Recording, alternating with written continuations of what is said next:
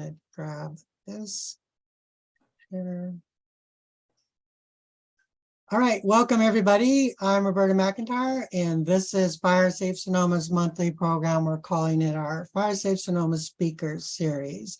Some of you may have known it as our Fire Safe Sonoma Fire Alliance series. So yeah, welcome, and let's dive into it.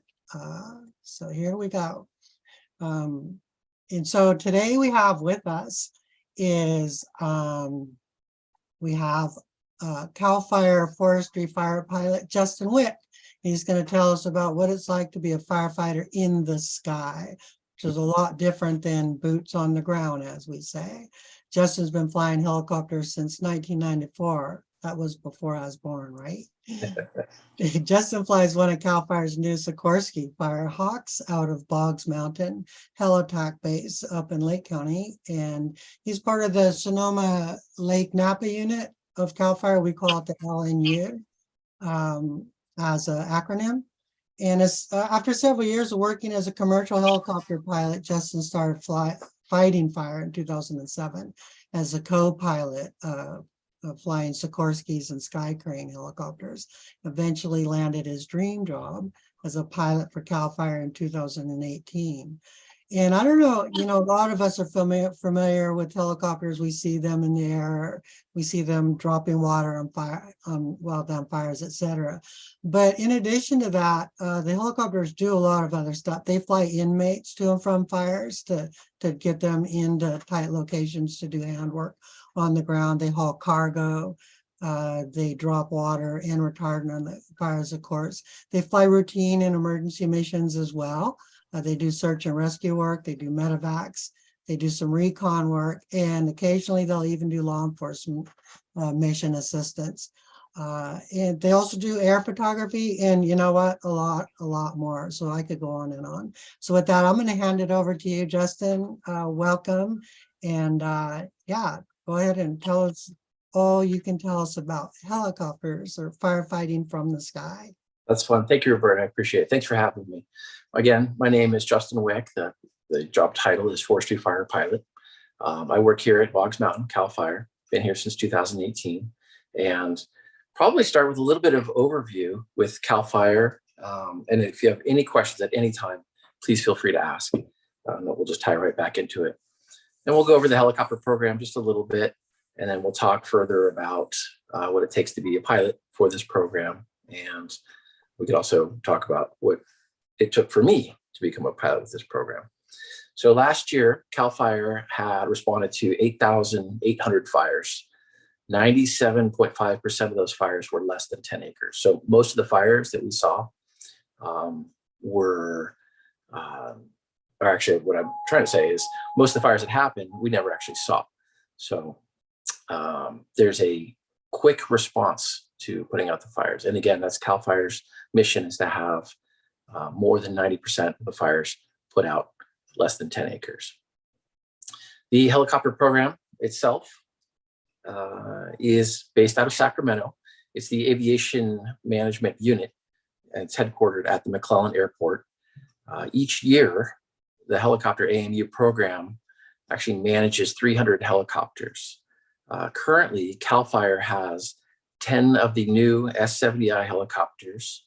There's 12. 11th is being built and being waited to pick up. It's in Colorado right now. The 12th one is in the construction phases in Colorado. There was an additional purchase for 4 more because of what they refer to as the maintenance cycle of it. The 13th is still in the plant in Poland right now, being built there. And 14 through 16, they're still on order. These helicopters are a direct replacement for our aging fleet of Huey helicopters. The Hueys were great. They did the job very well, but these were Vietnam era aircraft that have been a real challenge to keep up with in terms of maintenance. Training wise, they're an excellent aircraft. They did the job very well. That's why we were able to hold on to them for so long. But things need to get updated from time to time. Another detail in that is CAL FIRE didn't actually own those Hueys.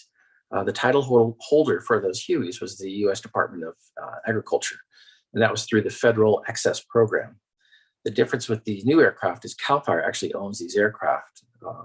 There's some pros and cons to that. One of the pros is that when you want to change the aircraft or upgrade that specific aircraft, you can pretty much just get right to it. CAL FIRE does have plans for 5 24-hour bases. They have been identified. 3 of the bases will be up and running at the beginning of this year. And what are they? They are Vina, which is over by Chico, Hemet, which is down in Southern California, and McClellan itself, our headquarters, is offering up a 24-hour base. But that depends on staffing and a little bit of seasonality in there. Currently, or as of now, CAL FIRE has responded to 4 incidents with the night suppression of these helicopters. That was the Electra, the Fairview, the Mosquito, and the Oak Fire. So CAL FIRE has actually responded to them for night firefighting. Let's see here. Any questions about that so far?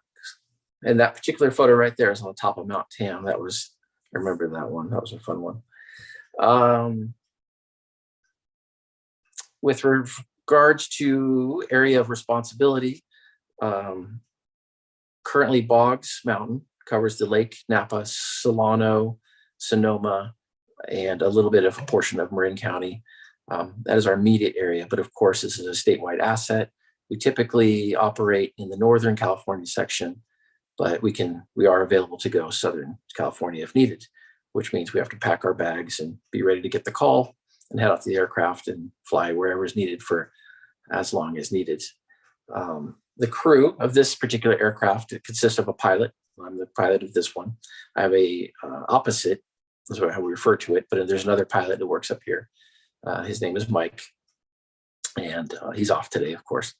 But in the aircraft, there's a pilot, and then in the front seat, we have what's referred to as a front seat captain. Then in the back, we have an operations supervisor, and then there's the heli-tac crew. We always fly tactically with a pilot, front seat captain, and an operational supervisor. And tactically means the ability to fight fire or do any particular low-level missions. If we're just ferrying the aircraft, it's just 2 people up front, the pilot and the front seat captain, or depending on the specific mission. The heli-tac crew right now, we're running about 6 to 8 people in the back, firefighters. Will show up to a fire. And is everybody clear on how heli-tac works? I feel like this is a really good opportunity for questions. Anybody? No, I will carry on. Well, I have a question real quick. Oh, yeah. Captain. I've talked to a couple guys who have flown on the helicopters, and Yeah. You guys have weight limits. So does the crew size vary depending on how heavy the people are, or is there a weight limit that you can't exceed to be on the crew? That is an excellent question. So with the Hueys, we could carry a max gross weight of 11,200 pounds internally, with water 11,500 pounds. So that was a major factor on how many crew members we could have in the aircraft. With the Huey, the old helicopter, it was a pilot up front, typically a front seat captain, but depending on the circumstance, they would either get out or stay in. Then the crew in the back would be deployed. That's a Huey right there. And so there was only so many seats in that aircraft, and that would usually range to at a maximum of about 6 people.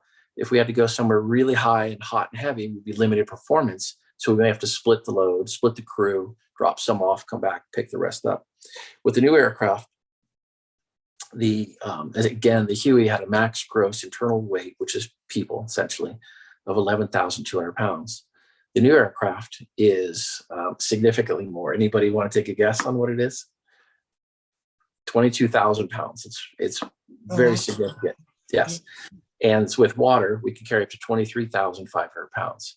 So weight is an absolute factor on our mission capability. What we're finding with the new aircraft is we don't have to split the load at all. We can carry more equipment, more firefighting equipment, which means more tools, for example, more bladder bags, more weight, more chainsaws, whatever they need. We're not impaired by our ability to actually get into an area. Does that answer that question? Yeah, another question. Yeah.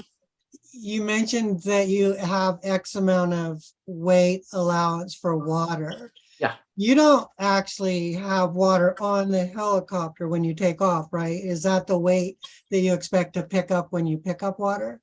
That's another very good question. So when we get a dispatch, we will get the call over the radio. We'll figure out where it's at. We'll make some plans for that flight. We'll all go out to the helicopter. I'll get started. The front seat captain usually does what I call sort of the more administrative things, contacts dispatch, figures out the direction, heading, things like that, where I'm focusing on actually getting the aircraft up and running and starting. The op suit sits in the back, make sure everybody's buckled in, they have their helmets on and all their protective equipment. For example, there's a great picture of it right there. All this PPE is what it's referred to. Then what we'll do is they'll pop in the coordinates and I will pick up, we'll do a quick power check and we'll head out in the direction of the fire.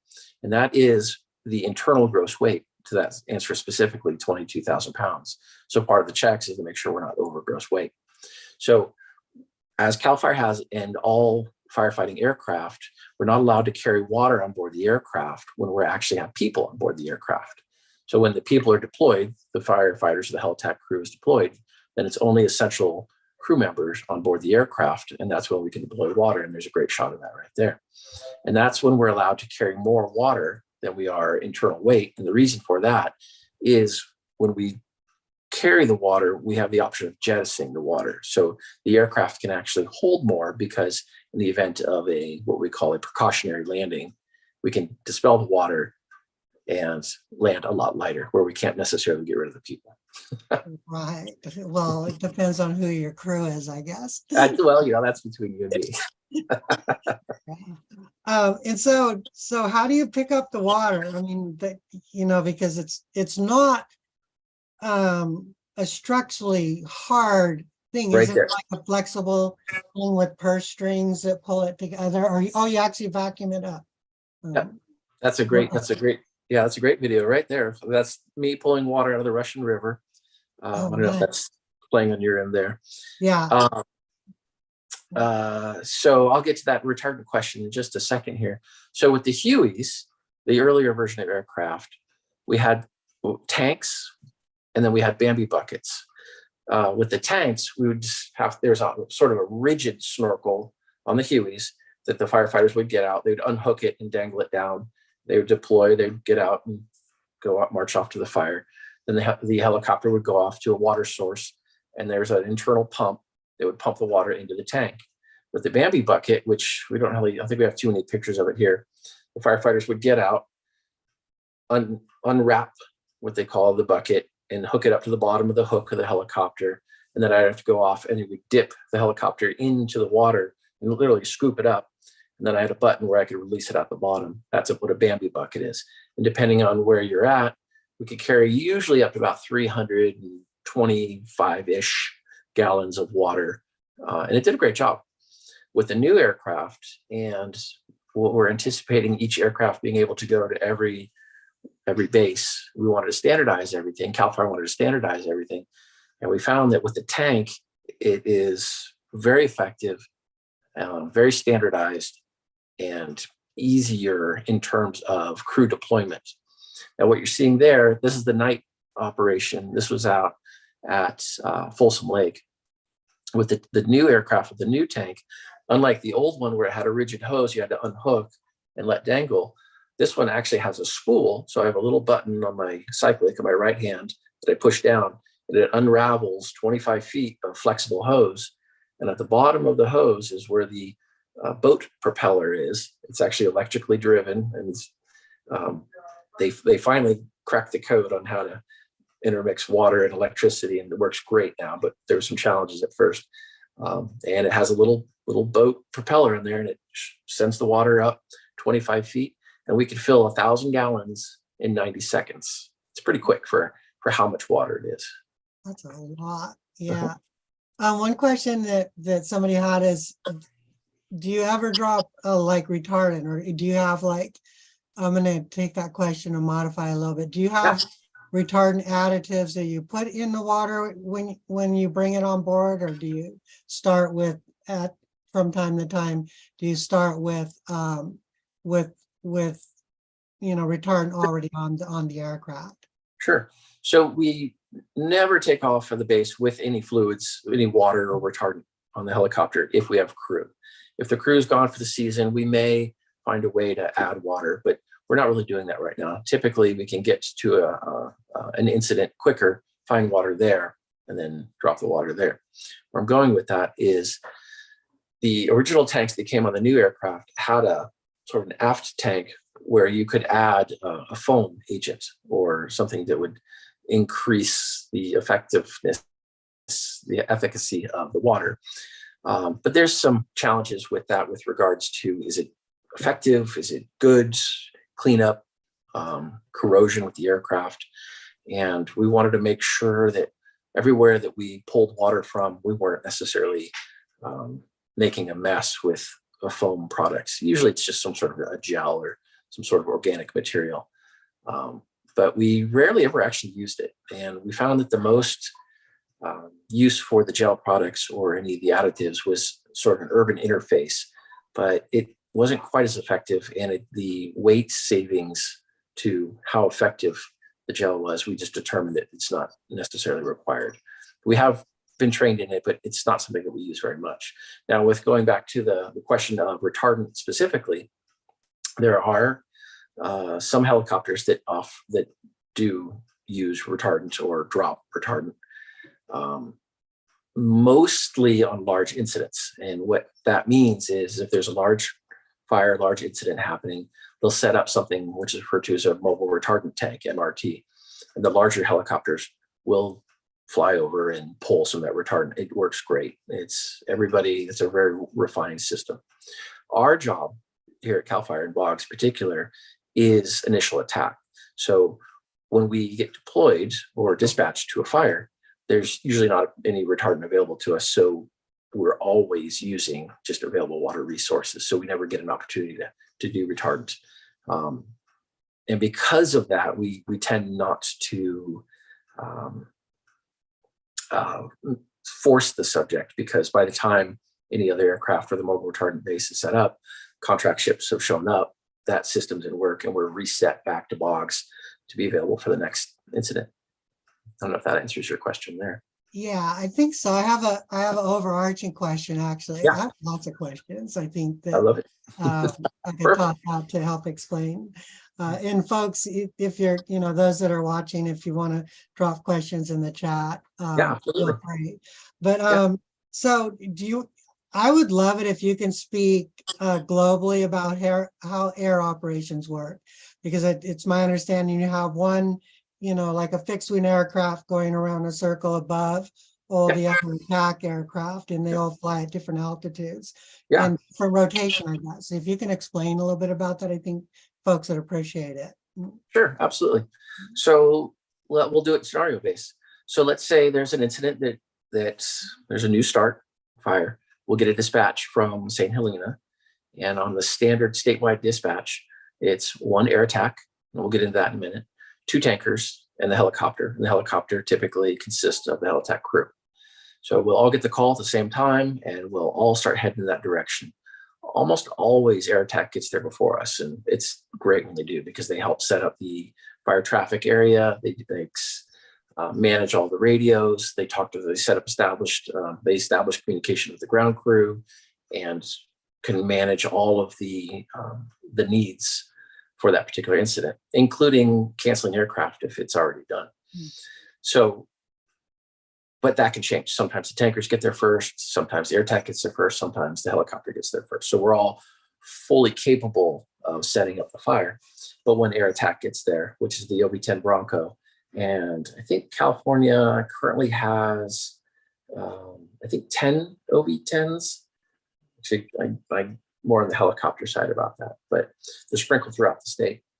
And they're just a really great radio communication platform. They typically sit about 1,000 feet above the tanker altitudes, and that's typically about 1,000 feet above the helicopter altitudes. And the helicopters are usually about 500 feet above the ground, so very low. That's how it operates. So I'm going to sort of paint a typical scenario. Air attack will get there first. They'll start clearing in of the aircraft, the tankers, the helicopters. We'll give a position report. And tankers will usually come in, drop a couple of lines in to keep the fire in check. The helicopter will fly around, give an assessment, give it an updated lat and long, any other updated report on conditions, and communicate that to the air attack or the ECC as needed, depending on whatever the situation dictates. Then typically we'll land, deploy the crew, establish comms with the crew, and then the helicopter will go off and find water and try and integrate dropping water from the helicopter. And by that time, the tankers are usually on their way back to drop more fire retardant. There's a retardant base here in Sonoma, so they'll go back to Sonoma, pick up more fire retardant, and then the helicopter will just work in concerts together. And air attack is sort of the orchestrates all of that, if that makes any sense. Yeah, and so follow-up question. Now, married to that unit, to the helicopter, is a helitender, right? Correct. And so that the helitender can go out and they can set up a heli spot, I guess you call it, because there's a different, you could talk if you want a little bit about the difference between, you know, a heli base and a heli spot if you want, but it's my understanding that, you know, the support unit can go out and set up a heli spot, scope out a place where you can land and drop off the crew and set up the bucket and all that stuff. Do you want to kind of talk a little bit about that and paint that for folks? Absolutely. So with the helicopter comes what's referred to, as you mentioned, a helitender. And on the helitender is all the tools that we'll need or additional tools that we'll need to the helicopter for if there's a change in event. We'll talk about that in a minute. But one of the most important things that the helitender has is carries just about 1,000 gallons of fuel. So when we head a particular direction, we'll work with that helitender to find an area where we can come back and refuel, because sometimes fuel is not always available to us. Even though there's many airports around, we can't always access it, especially in time of an emergency where we need it. So the helitender will be available. We'll coordinate with them with fuel. They'll find a nice big open fields. Typically, sometimes they'll go to other airports, because if we fuel off the helitender, we can keep the helicopter what's called hot fuel, or keep it running. And they're already trained. They know how to go up, they plug right in, and we can top it off and we can take off out of there. And then in that particular scenario, what usually happens is the helitender will replenish that fuel with fuel from that airport. We don't have any real problems with getting fuel from an airport, but what happens is we have to shut down, and then there's usually a credit card transaction, and it's really hard to explain. The reason why we took so long is because the credit card machine wasn't working, so which has happened. So in the interest of efficiency, we try and pull from the helitender. It works great. And then again, that's replenished from the airport or wherever the nearest fuel source is. And what that will be is just sort of an off-airport landing area. If a fire grows to a certain size, then what will happen is the incident commander, the person that will be in charge of the fire, will start considering more aircraft, and they'll look at other airports, they'll look at other fields, they'll look at other agreements they have, and they'll start setting up what's referred to as a helibase. And from there, they'll put up pad markers, they'll put up radio communications and everything you ever need at the helibase. And sometimes some incidents require multiple helibases because there's just too many helicopters for that particular area. So that's what's referred to as a helibase. Then a helipad typically is an established, predetermined, usually concrete, sometimes lit area where a helicopter could land at. And we have a pretty good idea where most of them are around here, because we fly over them and check them out and make sure they're up and running. So that's a helipad. And then a helispot is typically an open area where we would deploy the crew out in the field. And if we get to an area where there's not really a suitable area for landing, what we'll do is we'll pull into a hover, and we'll do what's referred to as a hover step. I'll hold the aircraft still, or as still as I can, and then they'll open the doors and they'll deploy off the side of the helicopter, and they'll, I can't say really jump down, but there's a large step down to the ground from there while I'm hovering. And then what they'll do is they'll come back, depending on the need or an agreement, whatever we talk, we'll drop you off here, pick you up there, or we'll pick you up right where we dropped you off, which will mean you'll need to come back and clear out Make a space. any brush for a heli spot right there. So heli base, helipad, heli spot, and How airport. big is, Tilly, I'm gonna grab your question next, but how big a space do you need for a helispot, which would probably be the smallest size? Really good question. So, and that is actually correct. The heli spot is quite small. So the rotor diameter is roughly 65 feet. And with the pilot, the front seat captain, the op suit, and typically when we're going into a spot, we have the other captain, which is well trained. So everybody will be looking out, they'll watch the main rotor, they'll watch the tail rotor. And if we're not hitting anything, that's pretty much the size we need. We prefer at least 80 feet, but we can encroach upon that depending on the aircraft stability, the winds, the power, things like that. But a good 80-foot circle is preferable. We can do less. Larger is always better. Most helipads are about, for our aircraft here, are 100 by 100. Okay, yeah. Tilly, go ahead with your question.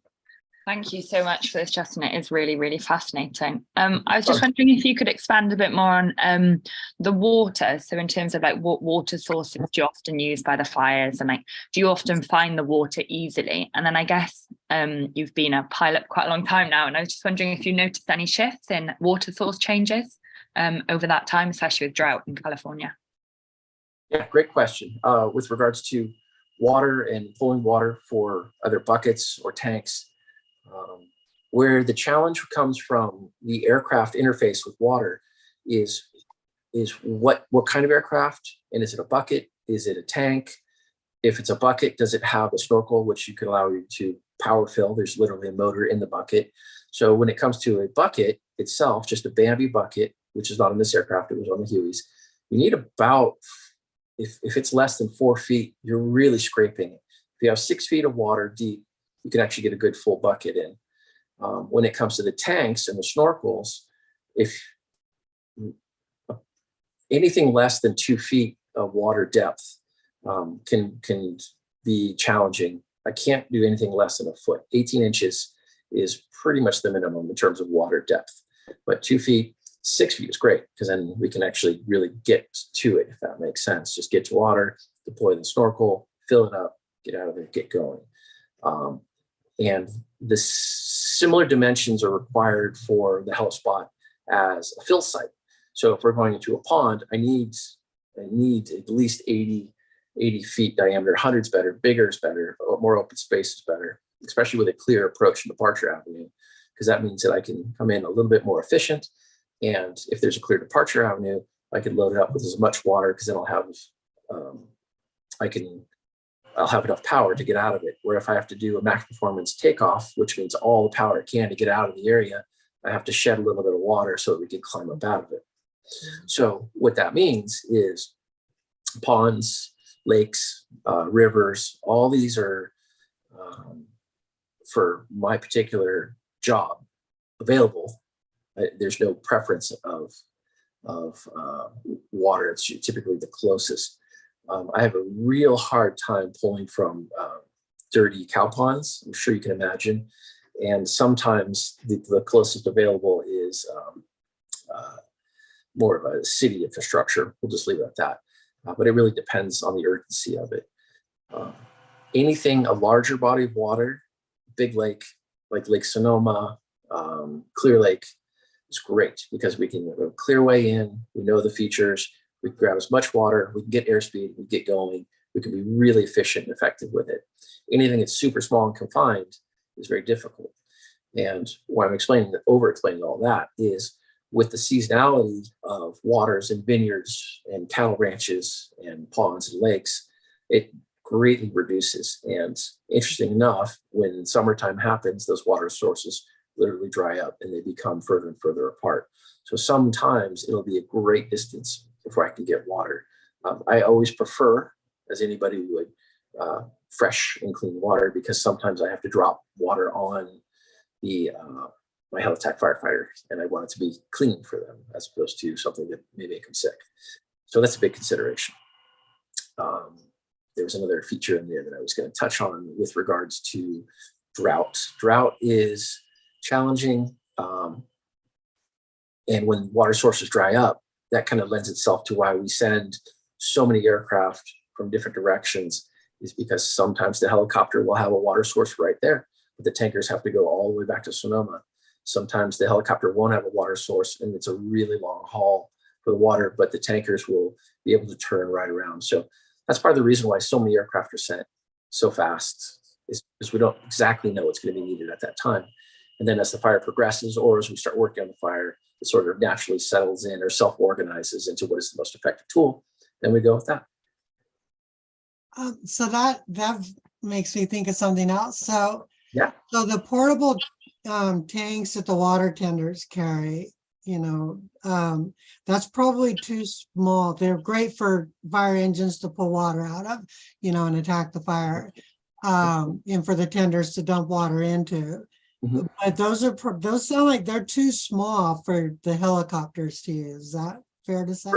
For the most part, a water tender specifically, it's a little outside of my field, but I believe they can carry up to about, they're only a couple feet deep. Yeah. but I believe they're only about 5,000 gallons. And so Yeah. I would dry that up in 5 or 6 turns, which makes it not very effective. Great question though, because it makes it mobile, but we would just dry it so fast that it's better to go find a robust source. I was talking with somebody recently, and he was telling me about how some communities are putting in these larger, Helipods. What is it called? Helipods. So I guess they're really big containers. They're open top, and they're semi-permanent. They're not permanent, but they can be there for a while. Yeah, they're the smaller size shipping containers, tops open. They've made waterproof, and they put a valve system, so they can hook them right up to a fire hydrant, and we can pull from those or any other water source. With regards to the helipods, there's like anything, there's some real pros and real cons to them. I had the opportunity to use them on a fire on Thanksgiving. Actually, one of the helipods, we stopped with one en route from Boggs towards, I think it was Ukiah. And it worked great, worked as advertised. You pull up to it, and deploy the snorkel down into it, you get as much as you can out of it and get on your way. So the helipods are holding about 5,000 gallons of water, but they're plumbed so they can replenish. So when you draw from them, they'll fill right back up. And I think there's 3 in our response area here. One of the other features of them, I've never done it, but they're semi-movable. So you can put it somewhere, try it out. If you like it, you can leave it. If you feel like it needs to be adjusted, you can make that adjustment. But so far the feedback's great. When I used it, I'd use it again. Yeah. It feels like they could be strategically located near communities and stuff, or target hazard areas, and so pretty well. Yes, but again, there's some challenges to that. There's the water source. Are there wires in the area? So you may have a great big open field, but there may be a lot of wires. Yeah. There may be some other obstruction. It may be down in the valley where you go in to get the water, but you can't necessarily climb out with that water. So there's a lot of research that needs to actually go into it. And one of the things that CAL FIRE and the various counties are really good at is identifying those areas. So yeah, perfect. Let's see, any other questions out there? If not, I'm going to keep going. Yeah, that's great. So how is it flying at night? You've got the new, apparatus, if you will, and I'm curious about what it's like flying at night and what might be your limitations when you are flying at night, because I would guess that sometimes picking up water at night can be pretty challenging. So I'll address that in sort of 2 components. There's flying at night, and then there's flying fire at night. Okay. So Boggs is not a night base, and we can talk about that in a second. But flying at night, I still have to maintain, as my job, I still have to maintain night proficiency, night currency, and proficiency. And there's always some debate about that, what those terms actually mean. But that means at least every 90 days, I have to go out and fly at night so that I can be current to bring passengers or crew member. And CAL FIRE is very good at doing that. My boss in particular is very good at helping me, navigates that, because it can be challenging to coordinate with crew to come in and night duty rest, things like that. So that's night flying. And what we'll typically do is pull out of bogs and shoot some approaches to some airports and come back and call it a day. That is a requirement for night firefighting. So you have to be able to night current, night proficient, and then you can get into the night firefighting. And there's various aspects of that need additional training, currency, and proficiency. And how CAL FIRE is elected to do their night firefighting is with the night vision goggles, which is a whole nother layer of training, currency, and proficiency on top of just night flying. Bogs, again, is not a night base. There's 5 designated night bases, which are Vina, Alma, Prado, and Hemet. So 2 in Northern California, 2 in Southern California. And then the AMU will be at Sacramento. Our headquarters will be the other night base. And that's more on surge if there's a need for it. So potentially at any time, there could be 5 night helicopters operating at one time. So does that answer that question? Yeah, I think so. Okay. Tilly has another question. Go ahead, Tilly. Yeah, thank you. I just wondered a bit more personally, like, why do you feel like this job is so important, and what parts do you enjoy and what parts do you sort of less so than enjoy, maybe dislike, or just a bit more reflections on like the personal side of it, really. Sure. So this job in particular here at CAL FIRE and at Boggs Mountain, don't tell my boss, but I'm pretty happy up here. I get to work up in the mountain. I have great crew members. They're very experienced. We work together. We have a great working relationship, or I think we do at least. The aircraft itself is new. It's robust. I'm appreciating the performance characteristics and the safety characteristics of it. Sorry to interrupt, but that particular fire was up by Auburn, and there's the first 3 CAL FIRE Firehawks that were happening in that lake there. So that's why that picture was significant. Then I'm from the area as well. So it is really nice for me to find a aerial firefighting job in the area where I grew up. I grew up out in West Marin, and this helicopter does the coverage area for a portion of Marin, and I really get to enjoy that.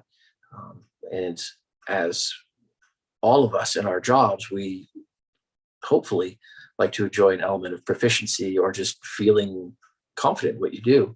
One thing that I personally get to enjoy is when they say there's a fire in this particular neighborhood. I already know where the neighborhood is. I can turn us on course and you have a rough idea of how far away it is or where we're going to get fuel or land. So that's something that's really nice for me. It makes my job a little bit easier.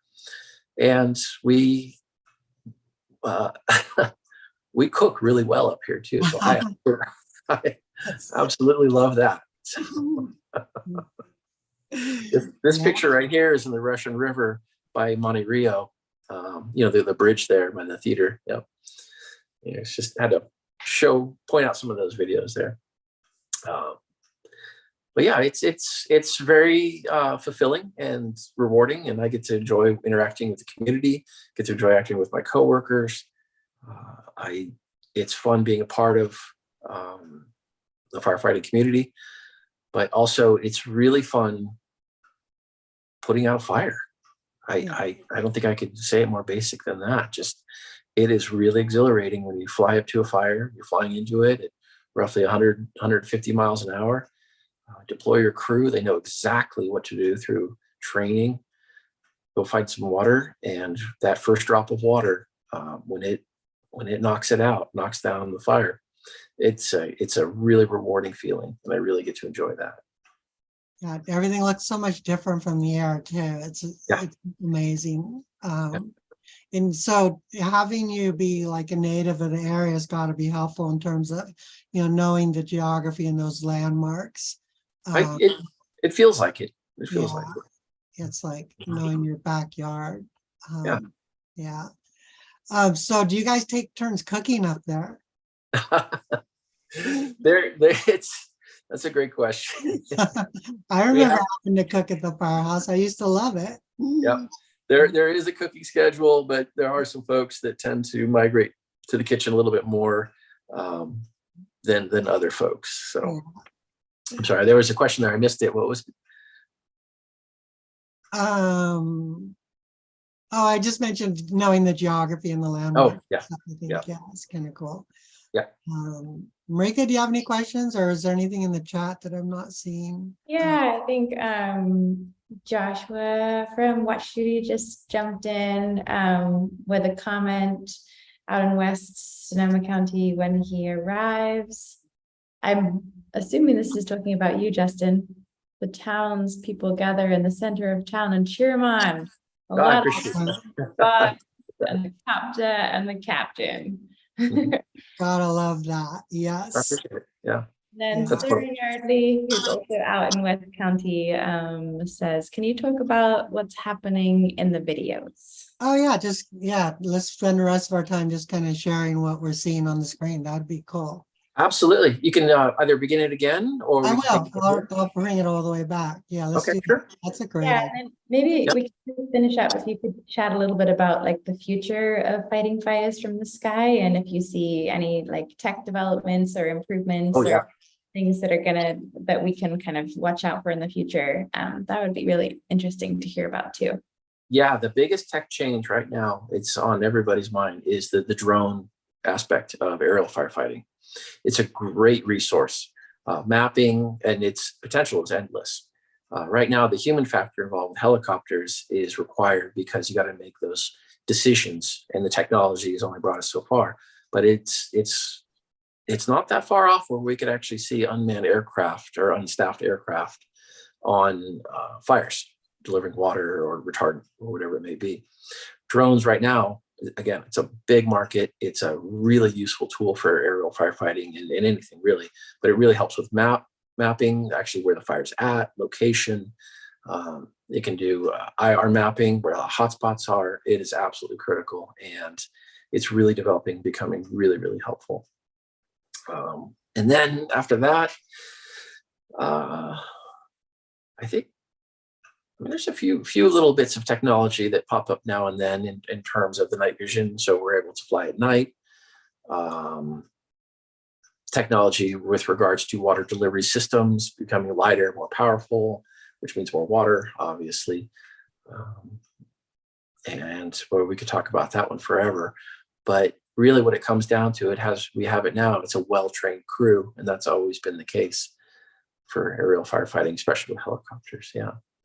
But if I can jump over these pictures here. So Yeah. that was, that's an air attack platform.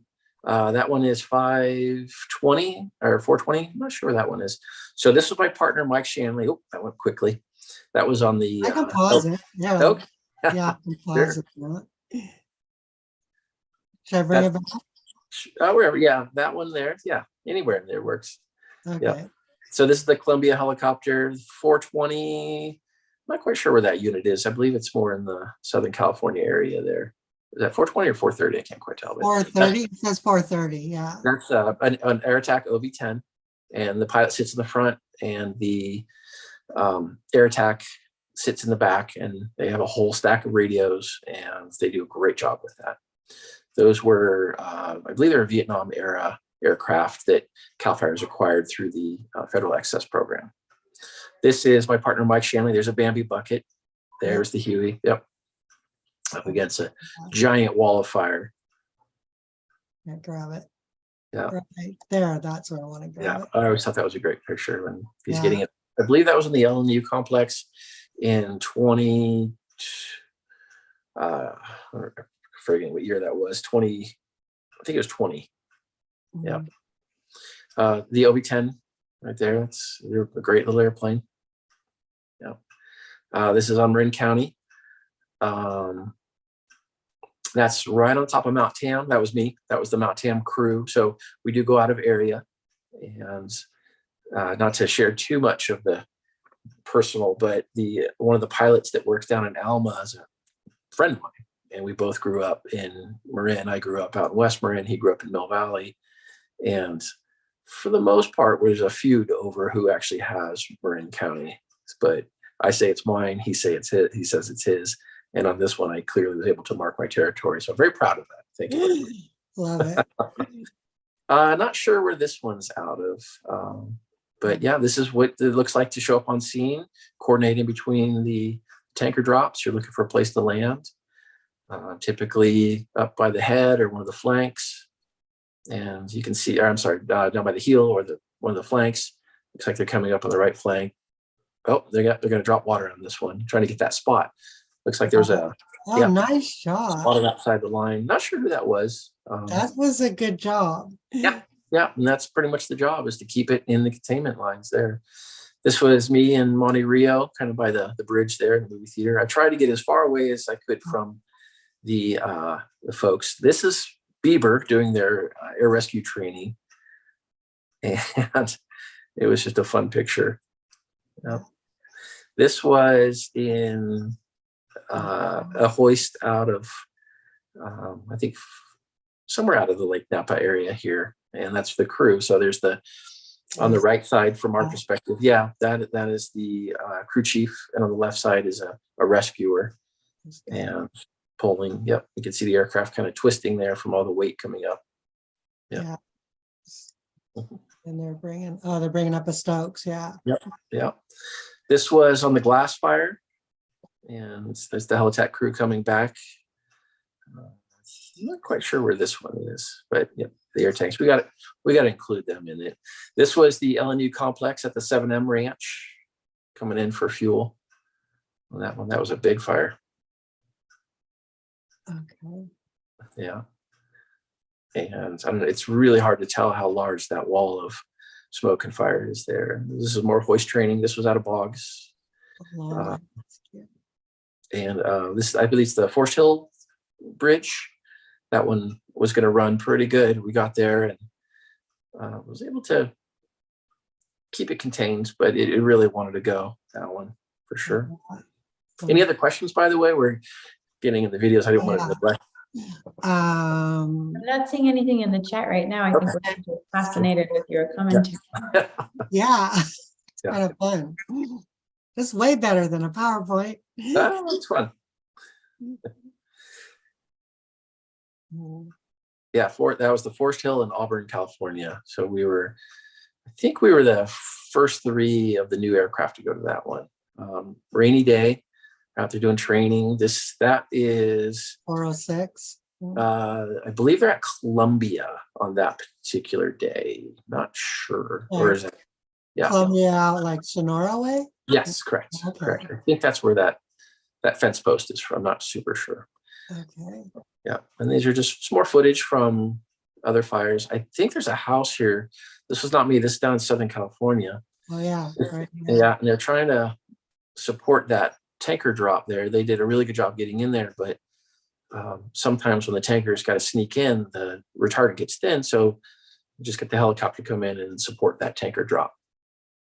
Now, here's a question, and I've seen this happen. I think it's pretty effective, but have you ever been in a scenario where, you have a well-involved structure and is threatening neighboring structures as exposures?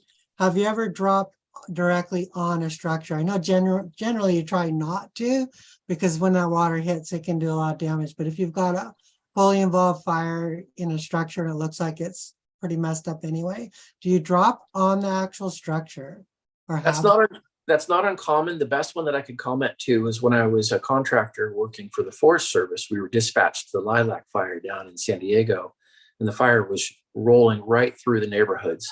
And it was actually really, really difficult to try and choose which houses you think you can save, because the structures, the terracotta roofs were just blasted open. It was really challenging, really difficult. And the fire happened so fast that people had barely any time to evacuate.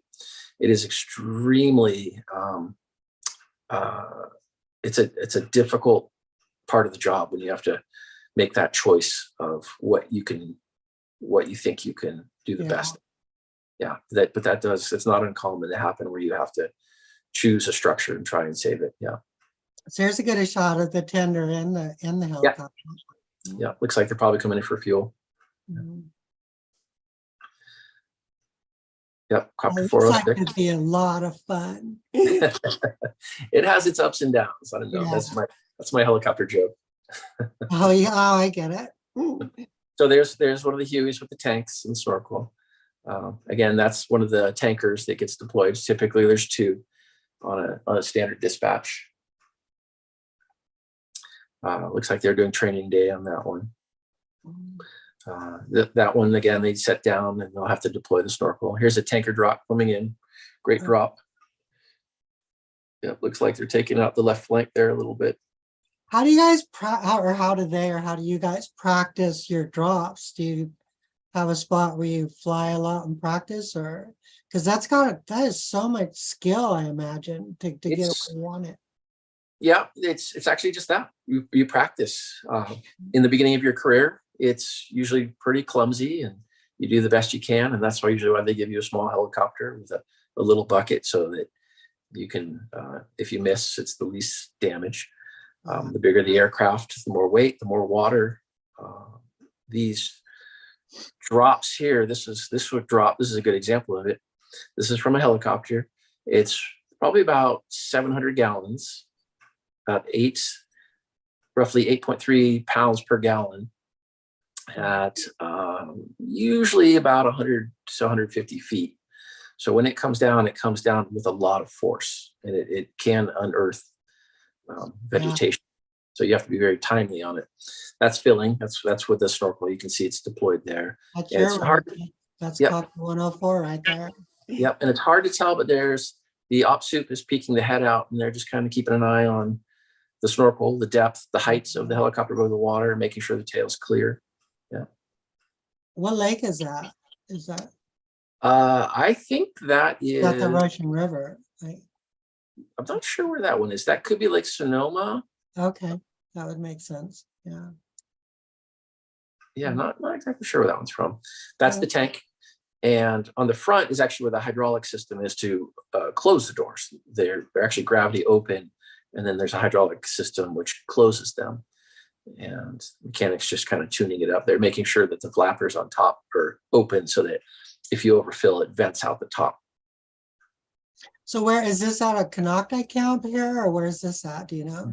That particular one is at Columbia Helitack Base. Yeah, so they pulled it off. Do you guys do any maintenance out at Konocti camp on any of them, or is it? Not the aircraft. We have a full-time mechanic up here, and then they'll typically go back to Sacramento, McClellan for any major maintenance. Most of the maintenance is scheduled, and we do a lot of preventative maintenance so that we don't have any unscheduled maintenance, if that makes sense. Yeah.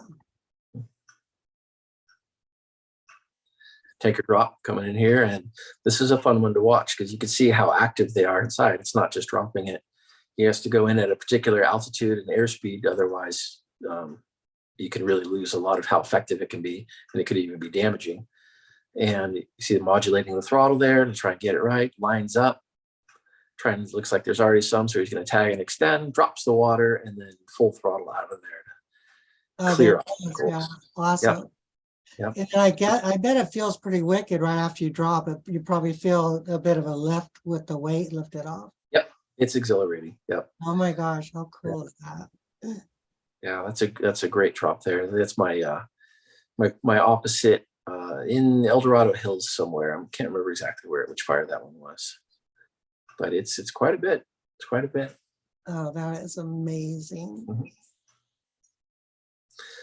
Or training. This is the crew getting used to the helicopter. This is the helicopter getting pushed out of the maintenance facility at Sacramento here, and they have this little remote control tug that they hook up. Yep, that's the simulator. So I just spent a couple of weeks doing that in Sacramento. Oh, that's pretty cool. Yeah, you can do things in the simulator that you just can't do with a real aircraft. Multiple emergencies at the same time, all kinds. I mean, we could talk about it for forever, the simulator, but it is a very valuable tool, and it's open to us. We're available to us to use as much as we need. We try and get in there quite a bit. It allows us, because when we know the aircraft, we know the systems. That's really what it does. It helps you to understand the systems and where their strengths and weaknesses are. It allows us to focus on the firefighting. So when the aircraft becomes more second nature, then we can divert our attention to the actual task or the job at hand. I got to fly a simulator of a 37 a few years ago. That was Yeah, good. super fun. Yeah. I did terrible on the landing because steering that steering wheel in the front is a lot harder than people realize. It was, yeah, I ran off to the side. I didn't kill anybody, I don't think. Yeah. Any questions from the I don't questions? see anybody hands. I don't see any hands up. Is anybody left, or are they all still there? Oh no, there's a lot of people. There's like Okay. 15 people here, I think, or so. Yeah. Yeah, and I just wanted to do a time check because we're 4 minutes to the hour. Yep. I Really? saw that. Yeah. So I thought I'd just let this run the rest of the way and we just Sure. field any questions and close I- out. I'm sorry, I didn't raise my hand, but I do have a question kind of Yeah. related to the simulator. Yeah. And you mentioned something about future tech and maybe drones taking over. I mean, would that just end up being like someone flying a drone virtually, like it was a simulator? Essentially, How would yeah. that look like? That's probably what the scenario would be. Somebody would go to a location where there would have the aircraft simulator set up, and then it would be connected to a drone. That's the most likely scenario. But that technology hasn't been fully developed yet. And on our end, I believe the military does that quite a bit, but we don't have access to that now. Most of the drone work is a briefcase in the back of a truck that goes to the location, whatever the incident may be, and then they deploy the drone from there. Where the drone, why it's important to show up at the location is because they want that drone operator to actually attend the safety briefings, to know where the fences are, to know where the any area of interest are. So they want to actually there, and then they want to be able to have that face-to-face dialogue with the operator, with the flight crew, with the firefighters, so that everybody is kept in the loop. When it's located at a distance away, it's kind of hard to have that interface. Yeah. Wow. Pretty cool. Pretty cool. Yeah. And this is all the night stuff here. Yeah, I'm just gonna let the video play out. We've got like two minutes left. I think it'll time out pretty nicely. Yeah, so anybody else have any last questions or anything?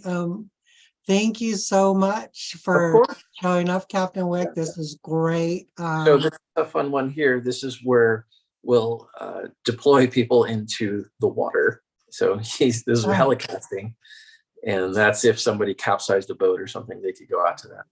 Okay. In that one there. Yeah. And I think this is essentially it. And then it's a bunch of clips that they play real quick. But any other questions? You can either ask them now, or you can feel free to call me or my boss at any time. This is my job, and part of it is to be available to the public. We really do like to reach out to the public because it's better to provide you with facts than it is to let things sort of develop on their own. Yeah, absolutely. Great. Oh, wow. What a great presentation. This is great. I don't see any more questions in the queue or anything. And, you guys, hopefully you guys watching got something out of it and learned some stuff that you didn't already know. Yeah, so next week we're going to have Jason Wells from the Sonoma RCD, Resource Conservation District. He's going to talk to us about wildland fire behavior and the relationship between fire behavior and the types of or methods of treatment, such as, herbicides or grazing or mechanical types of treatments that you can, or methods of treating fuels to reduce fire risk. That's coming up next month at our next presentation. So, oh my gosh, thank you so much, Captain Wick. Do appreciate it. Yeah. Next time I'm up there hiking up there on bogs, I'll knock on the door and say hello. Please stop by. Yeah. I will do that. Yeah. Thanks so much. I think All right, is there contact information for you, Justin, that we can share with people? Absolutely. The best one is, it's very simple, but it's complicated at the same time. It's actually just my name, justin.wick @fire.ca.gov. Again, it's justin.wick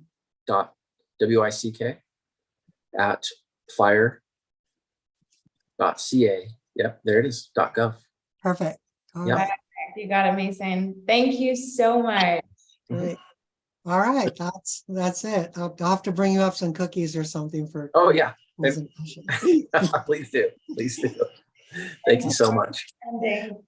All right, thank you everyone for showing up. Do appreciate it, and we'll see you guys next month. And we'll I talk appreciate it. Jason. All right, bye-bye. Bye-bye. Thank you, Captain Wick. Okay. All right. That was good, you guys. Appreciate it.